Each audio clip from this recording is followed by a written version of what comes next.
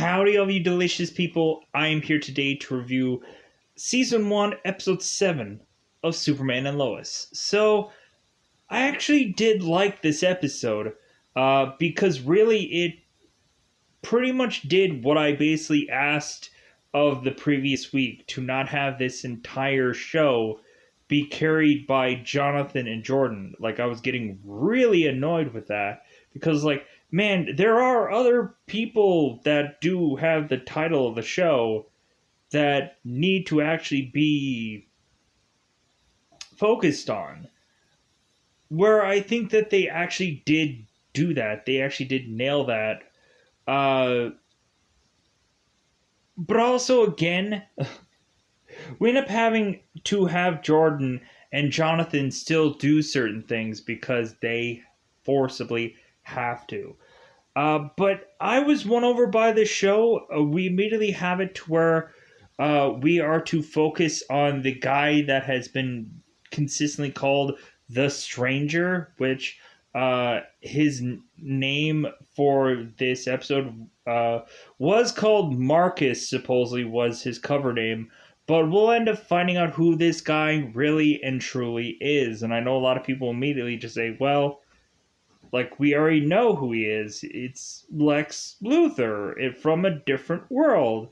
And we'll get into more of that with spoilers, like what kind of Lex Luthor this is, let's just say, or what kind of person this is in spoilers.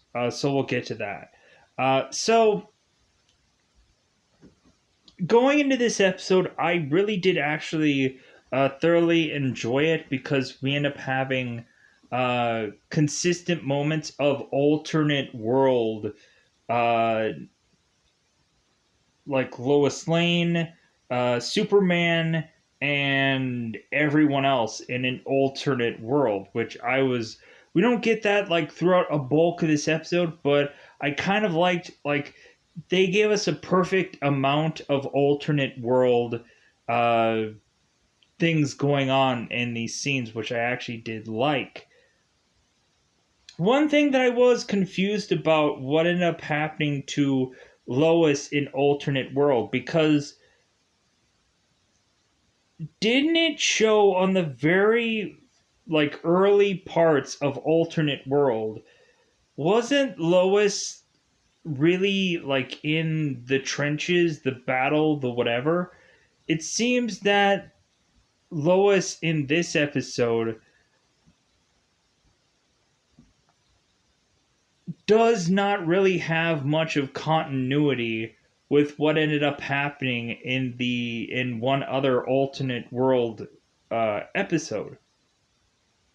I'm a little confused there.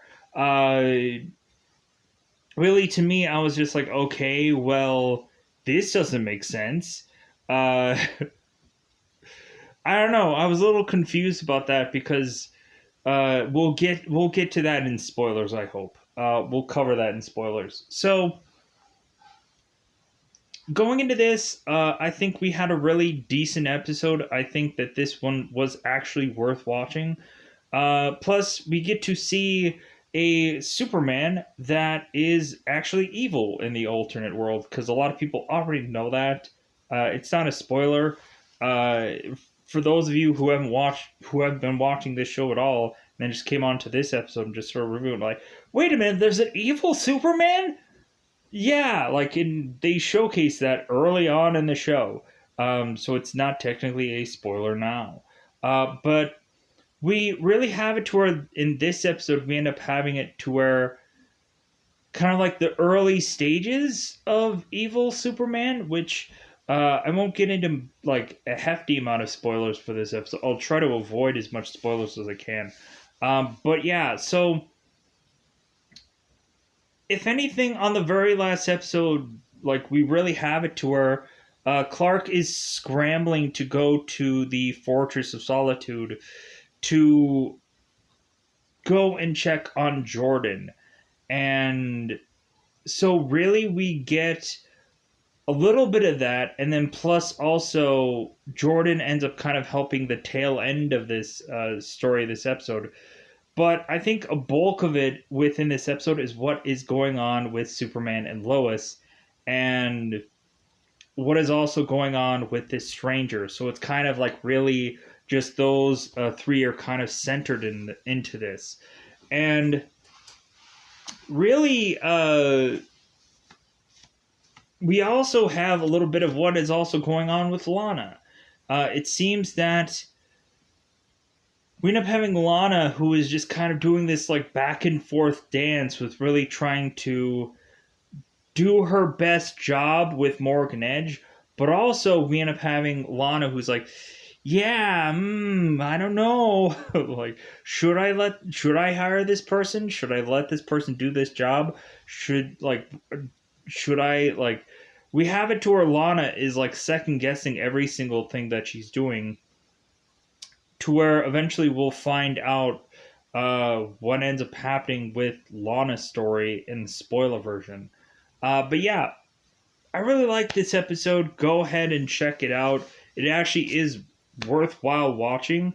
There have been a lot of episodes where, I think especially the episode that happened the week before with Tag and everything like that. I'm like, that episode wasn't all that great. Really, it was just how much more can we tie Jonathan and Jordan into freaking every episode, to where it seems like this episode mattered. This episode kind of meant something.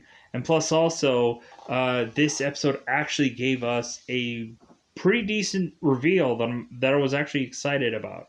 So I think immediately once we get into the spoilers, I think immediately I will get into that reveal, because I think that was like the best thing about this episode.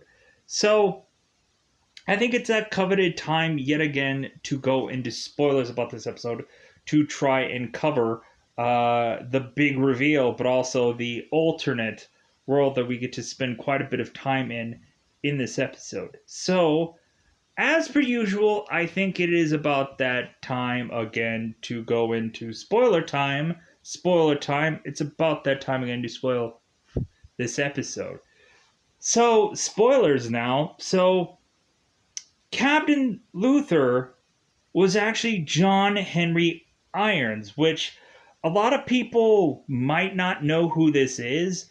If people would know Superman, there was this character called Steel that would have this like sledgehammer-esque like weapon, and we had this guy who wear like an entire outfit made out of metal. Like he was basically like almost like an Iron Man-esque like character. And so, and also some people may not know, uh, John Henry Irons actually, they did a movie about him, which was actually covered by Shaquille O'Neal, uh, with a movie called Steel. So yeah, I wanted to actually go and watch Steel, but then I found out I couldn't figure out an exact way to watch this movie. I was like, oh man, that kind of sucks, because really like me going into that movie kind of tied into this episode, and really I could have maybe seen any number of things from that story that could have helped me out review this episode or whatever. Just me getting to know Henry or John Henry Irons was kind of was a way for me to just watch that movie. But maybe eventually I'll get it, or maybe eventually I'll find it, or maybe I'll eventually see it somewhere. You would have thought that like a movie like that should have actually been on like HBO Max or something. But I guess like that movie is probably a forgotten gem, like any number of other like Shaquille O'Neal movies. So I'm sure they were just like, dude, we're not gonna put Steel on HBO Max. Are you kidding me? Like, no. But anyways, so John Henry Irons. So they kind of kept that close to the vest until we end up seeing this big, huge hammer of a thing coming through to take down Superman, and then it was like, oh, okay, now we've kind of revealed who this is. So let's get into this episode. So in the very beginning of this episode, we end up having Clark, who ends up scrambling to take Jordan to the Fortress of Solitude. So we are to basically have Jor-El tell Kal-El that, hey man, your son is just having trouble with his super hearing. And so he needs to get a good handle on that and figure out how to work his super hearing, or like he is just going to continue to have these problems. So we end up having, of course, having Clark, who's like, oh, okay, well, like I know I had this problem before, so now like I need to help Jordan figure out how to work his super hearing. So we end up having Jordan for the bulk of this episode having to wear uh, ear count ear noise canceling headphones, which I guess were probably like industrial strength or whatever. And so we end up having it to where eventually Clark is to try to whisper or to try to kind of write things on papers or notes or whatever to talk to Jordan. And eventually we get in this episode where Clark is trying to focus Jordan's hearing and eventually to tell Jordan that he needs to eventually take uh, the canceling headphones off and try to focus on one sound. To where Jordan is like, I don't think that I can do that. And we have it to where Jordan tries but fails at some points and parts in this episode. Like, we have it to where Jordan eventually tries to only concentrate on a clicking of a clock, but he ends up failing with that. We end up having eventually Jordan, who is to eventually concentrate on Sarah's voice, and we end up having him eventually successfully doing that because I guess it's kind of like the heat vision where in Smallville, like we would end up having Clark, who ended up getting heat vision whenever he was looking at a good looking woman, and all of a sudden his eyes would just go like just start to like heat up. Like you would have thought that maybe like Jordan would have had that same problem maybe when he was around Sarah, like eventually that's how he would get his heat vision, but that never happened. So we end up having eventually Jordan, who ends up eavesdropping on a conversation that Jonathan and Sarah are having. We end up having Jordan, who ends up hearing because it seems that Jonathan is at school and Jonathan uh, is to have some woman hit on him and kind of going like, Jonathan, you're looking pretty good. So we end up having Sarah, who tells Jonathan that that girl is probably out of Jonathan's league, and Jonathan's like, oh, come on, like, whatever. Like, so we eventually have it to where both uh, Jonathan and Sarah are talking, and so we of course end up having Sarah bring up like, well, hey, like, why is it that Jordan isn't here? And so we end up having Jonathan, who's like, well, crap, like I have to come up with another stupid excuse for why Jordan isn't at school. So we end up having Jonathan that at first uh, like just has to tell Sarah the truth, that reasonably the thing that happened with Tag had messed Jordan up to where he's getting headaches and he's kind of terrified about coming to school because of what had happened with him and Tag, which is technically true. So it seems that Jonathan is kind of telling Sarah, like, well, hey, like, if you ever need anybody to talk to, it's like, I'm always here for you. And I think that's what kind of Jordan kind of catches on to just be like, Jordan is kind of thinking that Jonathan is stealing his woman. Are you stealing my woman? So we end up having eventually Jonathan coming home to eventually have Jordan mention to Jonathan, like, basically, like, hey man, you stealing my woman? And so we end up having Jonathan, who is like just really upset because it's like, dude, like I am again protecting you, like I'm saving you, like from like I have to come up with all these excuses for why you're not at school. Like I have to basically uh do all of these things for you, and we end up having Jonathan who's like yelling at Jordan to because he can't take the sound. And we have it to where Jonathan is uh also like Jonathan is just what is the perfect words here? Jonathan is protecting Jordan, and Jordan is giving him crap. That's where I was going to go with here. And so that's why Jonathan is just upset with Jordan.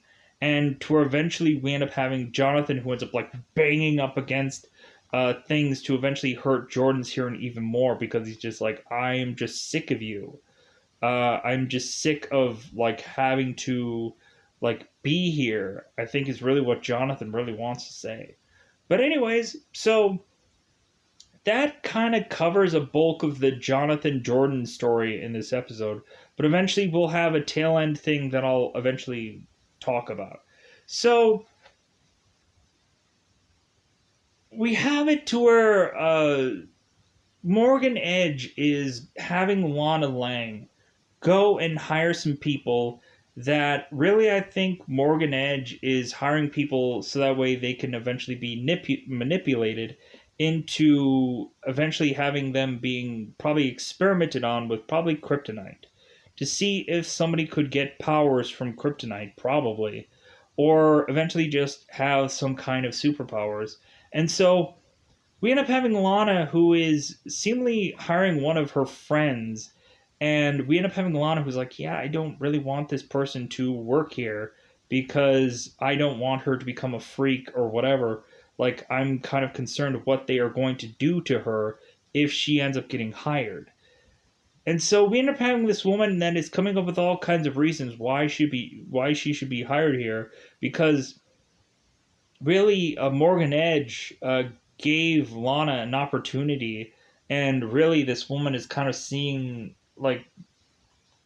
this as like, well, hey, like Morgan Edge decided to give you an opportunity, so like in trade, like I think you should give me an opportunity to do this job. Like we don't have this person that is like kidnapping or hijacking or whatever, like this whole job or whatever because she knows Lana. It's like, no, I think I'll be the best candidate for this. And like, I really do want to put my best foot forward to have this job. And so we have Lana who's like, you know what, I'll look into it. And so we end up having Lana who ends up coming in one day to find out that this woman had gotten the job. And we have Lana who's like, hey, like, who went and hired this girl? Because I sure didn't. And we end up having it said that Morgan Edge had hired uh, this girl who was because she was talking to Lana. I'm like, so wait a minute, like, was Morgan Edge going in a camera somewhere, like, or tapping this girl's phone or whatever to try to like see what Lana was doing and then hire people anyways? Was Morgan Edge just hiring whoever was gonna come in there? What was his motives? So that kind of gets all the side stuff out of the way. So the real true episode. So we end up having Lana who ends up going to Marcus, and we end up having Marcus saying, "Oh, hey, Lois," and we end up having Lois like, "Hey, stranger that I don't know the actual name of." So we end up having Lois and Superman actually having a team up in this episode, to where it seems that Clark is trying to find answers about who Marcus is along with Lois, and I actually like this. So we go on and we end up having Marcus who now has to win Lois over. And so we end up having Marcus, who is to have information about a shipment that is coming in, that has something to do with Morgan Edge. And so we end up having it to where we are to eventually have Marcus, uh, Lois, and Clark try and snag this shipment, and it's a shipment of red kryptonite. So we end up having Lois wanting to keep the kryptonite from Marcus, and so because she wants Marcus to somehow earn their trust. And so because we want Marcus who act or Marcus actually wants to speak with Superman, even though Clark is right there. We end up having Marcus who wants to speak with Superman. So going on into this, so Marcus and his alternate world. So we end up having Marcus who ends up waking up next to Lois Lane someday.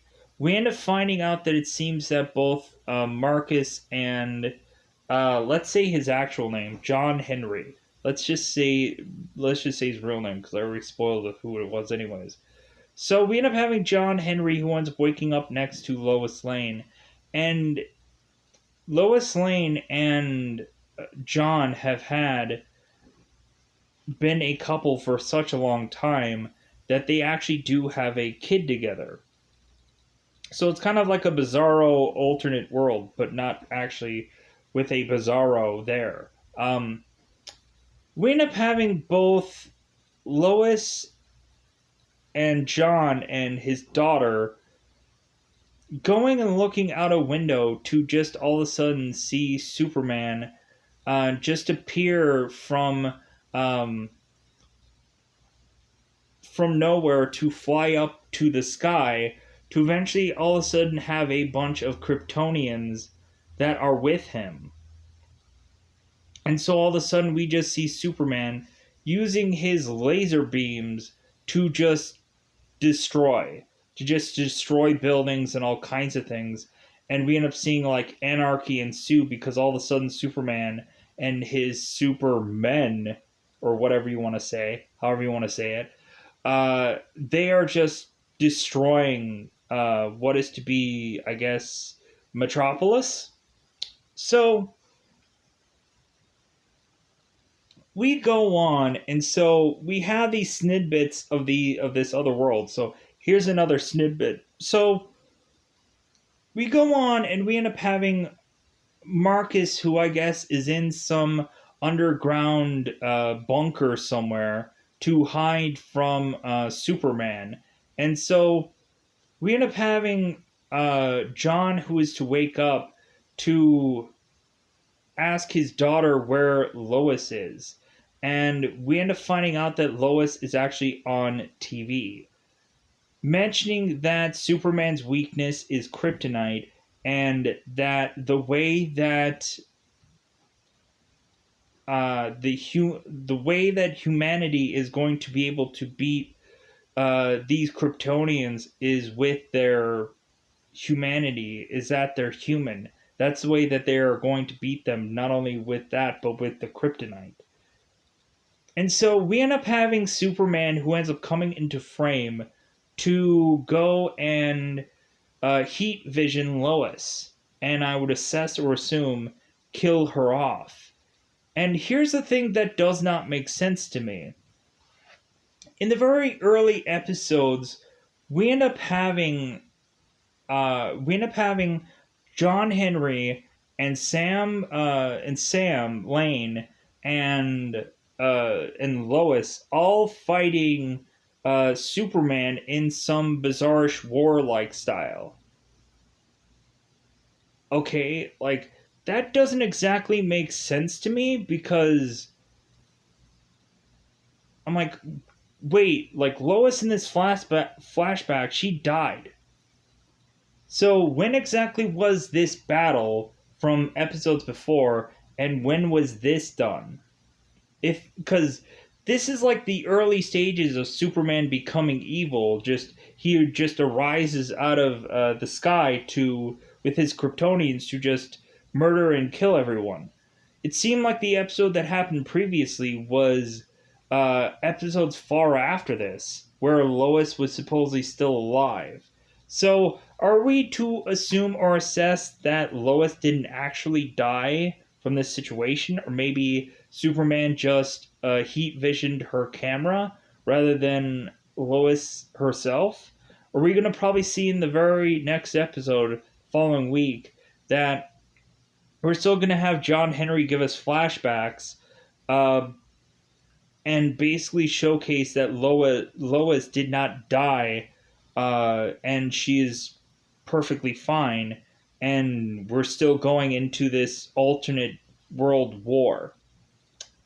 I don't know.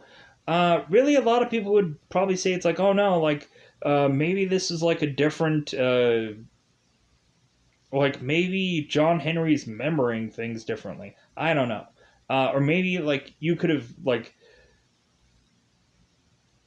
at any point in time like they could have had different scenes that happened at different like they could have done this any number of ways which but like to me like I was kind of confused because I thought that this whole like the scene that was done earlier was done further down the line and Lois was dead now. It was kind of confusing. But anyways, so we have it to where John Henry and his daughter, I guess they end up going and inventing John Henry Steele's or John Henry Iron's steel suit. So I'm like, oh, okay, so that's why. Uh, so this wasn't Captain Luther. This was like Steel. So that's why Steel was just as powerful as as Clark all along because I remember Steel has like same similar powers as Clark does. So I'm like, oh, okay, all right, cool. Really, I was also kind of like, why couldn't they have like revealed this sooner? Because a lot of people kept calling him Captain Luthor. Like I sure as heck did because I was like that's what it says in IMDb. I guess IMDb is wrong. So, but I honestly thought that this was cool because Steel actually is a character that is actually like a Superman. And so recently I thought that that was kind of like a cool story thing to where everybody was thinking that, oh, this is just another Lex Luthor alternate version, whatever, how many number of those things do we have? But instead it was actually, and plus also, like, did they actually call him Luthor? Or did they actually call him Lex Luthor? Any point in time in the show? Because if they did, then like, why is it that we're revealing now this is John Henry Irons?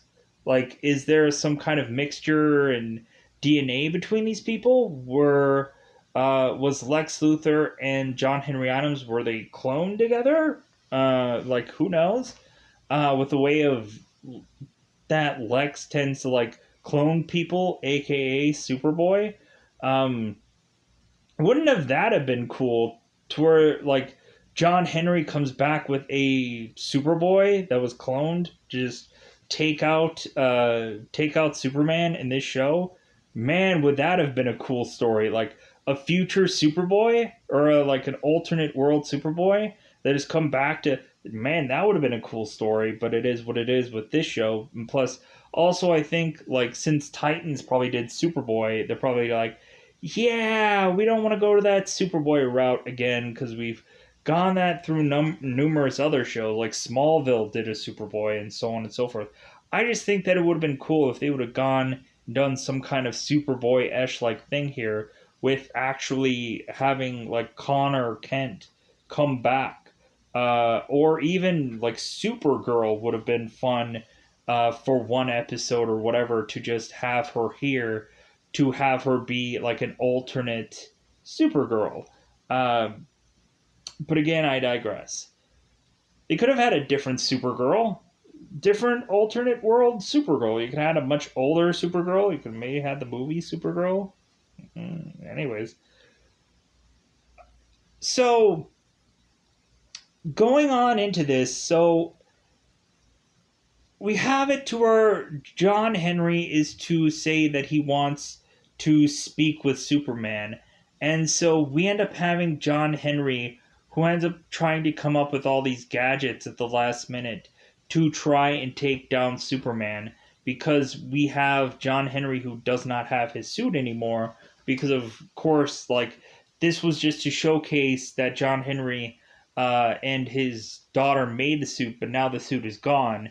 And so now John is just kind of doing like the Iron Man 3 maneuver, where he's just kind of coming up with these tricks and these whatever to take Superman down.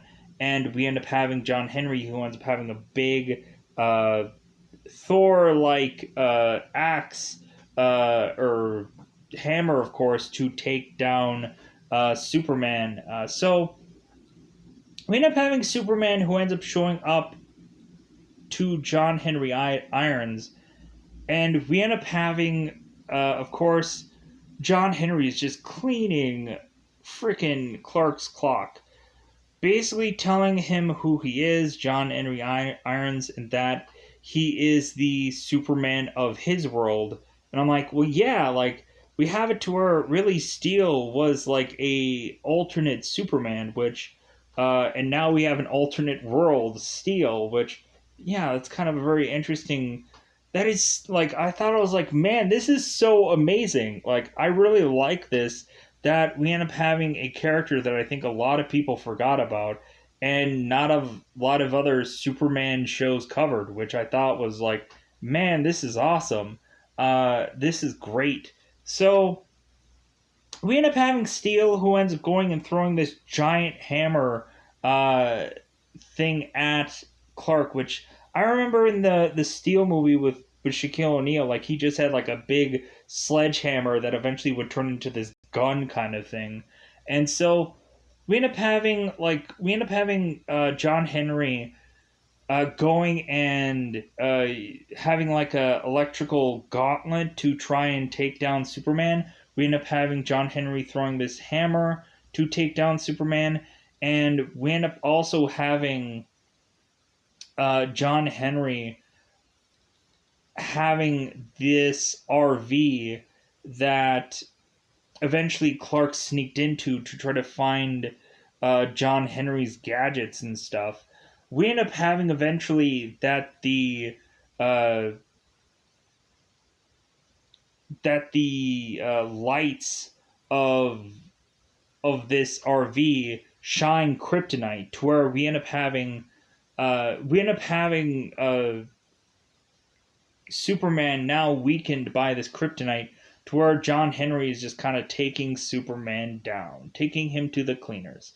So we end up having it to where Jordan has now consistently been testing out his hearing, and we end up having, surprisingly, Jordan try and center his hearing onto Superman, and at the perfect time, because Superman is basically getting his clock cleaned by John Henry. And so we end up having Jordan, who is going to Jonathan and saying, hey man, like, we need to go and find out where Dad is, because I think he's dying. Like, I think he's getting his butt whooped by this John Henry guy.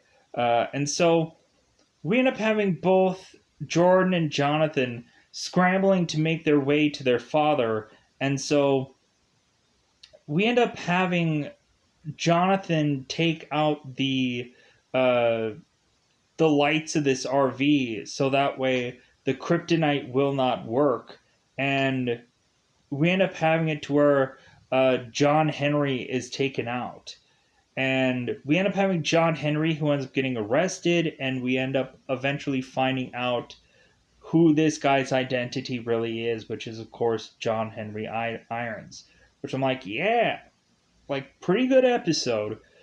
Pretty decent episode with all the stuff that ends up getting put into here.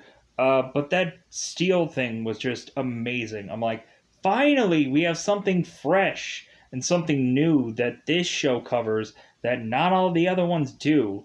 And I thought that was so refreshing, and I really did like it. That was the best part of this entire episode was just that reveal that it was steel. Um, so really, for some people, I would say go ahead and check out the Shaquille O'Neal movie Steel, but it's not something you absolutely need to check out to understand more about this character. That's the only real movie slash live action reference of this character, but that movie is actually not that good from what I remember about it, because we end up having Shaquille O'Neal's character who kind of lives in a junkyard with all of his equipment and whatever. Um, it's kind of just it's kind of a goofy story where we end up having to push a lot of like Shaquille O'Neal stuff into that story. Like him like missing free throws and stuff like that, like goofy crap like that. Uh, like I kind of would have wished that they would have kind of just cast a normal common person, and I think that that probably would have sold a lot better than having a character like Shaquille O'Neal. Uh, Plus, also any kind of Shaquille O'Neal movie like is kind of a quickly forgotten film, especially looking at like Kazams or whatever. But anyways, yeah, really that's all that I have to say about this film. I am going to get out of here. But yeah, good episode. Actually, I was excited about this episode after it was done. I was like, you know what? I'm I'm surprised in how good this was. So with that said, I'm gonna get out of here. Bye everybody. Bye everybody.